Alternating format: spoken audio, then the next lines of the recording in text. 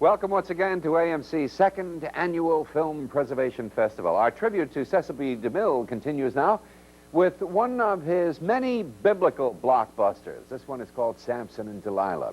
Now, DeMille had wanted to do this story back in 1935, but the account in the Bible was relatively thin. It's from the book of Judges, as you may or may not know.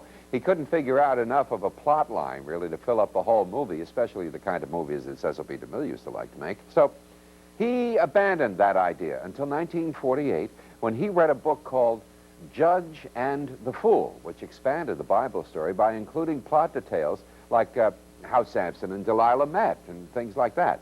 DeMille's demand for authenticity remained intact, though. He spent well over $100,000 on research, and the movie cost the studio a total of $3 million to make, which was an astronomical sum back in the year 1949.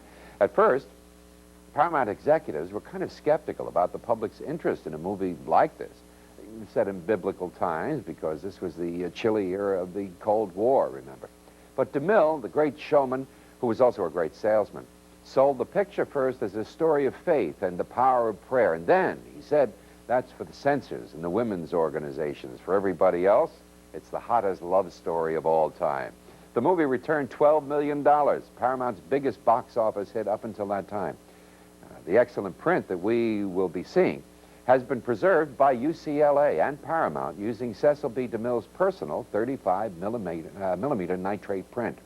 Here are Victor Mature then and Hedy Lamarr as Samson and Delilah.